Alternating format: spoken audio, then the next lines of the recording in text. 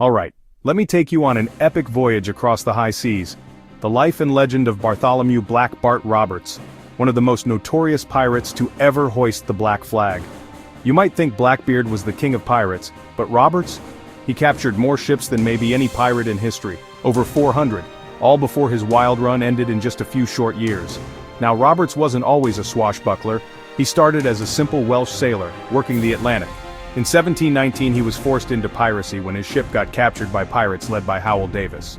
At first Roberts wasn't exactly thrilled, but turns out he had a knack for adventure. When Davis was ambushed and killed, the crew voted Roberts as their new captain. The legend of Black Bart was born. Roberts was bold, ruthless, and crazy smart. He didn't just chase the loot, he planned his raids like a chess master. In a world crawling with warships and rival pirates, he sailed from the coast of Africa, the Caribbean Newfoundland, striking terror wherever he went. He dressed in a crimson waistcoat, a feathered hat, and wore a massive gold cross. Guy had style. A pirate with swagger. But here's the thing, he wasn't just about violence. Roberts actually wrote his own pirate code, laying down strict rules for his crew. No gambling, no women on board, lights out by 8. Break the rules, you faced real consequences. Under his command, pirates weren't just outlaws, they were an organization, almost like a company with a mission. Edward Lowe Charles Vane watched as Roberts built his legend. He captured massive prizes. He burned ships when he felt like sending a message. He outsmarted the Royal Navy time after time.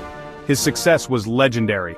Gold, silver, and precious cargo from across the Atlantic. At his peak, Roberts commanded a fleet that struck fear into every merchant captain. Ships would surrender at the sight of his black flag.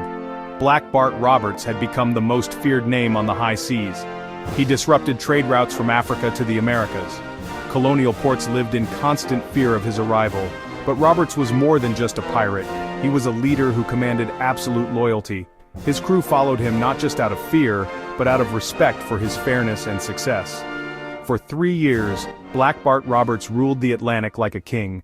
But in 1722, after just 3 years of wild success, a British warship caught up to him off the coast of West Africa. Roberts knew this would be his final stand. The battle was fierce and brutal. In the heat of battle, Roberts was struck down by grapeshot. His crew, loyal to the end, wrapped him in his finest coat and dropped him into the sea, so nobody could claim his body. Black Bart Roberts' story isn't just about gold and glory, it's about a guy forced into piracy who became the most successful pirate ever, carving his own rules and daring to live free. So next time you hear tales of Blackbeard Captain Kidd, remember, there was a pirate out there who made them all look tame. That was Black Bart Roberts, the real king of the pirates, a legend who proved that sometimes the greatest adventures come from the most unexpected beginnings. And his legend lives on in every wave that crashes against the shore.